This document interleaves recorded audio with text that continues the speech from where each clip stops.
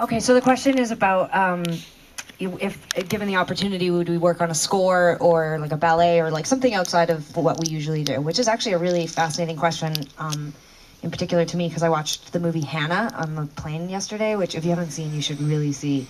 I feel so mad that I didn't go see it in the theater. I kept putting it off and putting it off, and then it didn't happen. But the Chemical Brothers did the score, and it was just, I mean, it's incredible. It's like being at a concert and seeing a movie at the same time, but it was just, I mean, it was incredible. So anyway, when I see things like that, I think, oh my God, I want to be them. I want to be the Chemical Brothers. I would like to see a movie where it says like music by Tegan and Sara afterwards. But I don't know that I have that ability.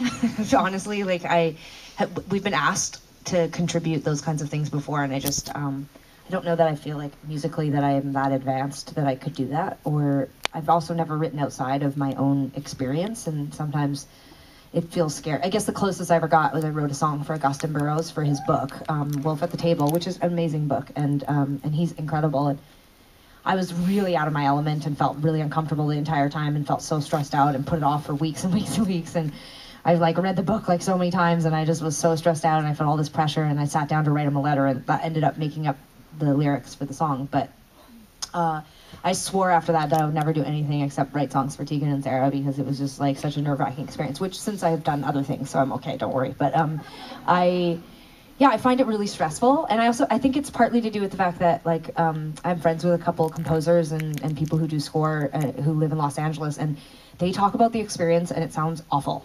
It's just you're working with another artist who like one of my friends is a director. Do you really mean awful, or do you mean just like scary for you? Like, well, I just mean like, okay, like I have a friend who's a director, and he was talking about like working with a composer and how stressful it is, because they create this massive, amazing piece of music, and then you just feel like it doesn't work.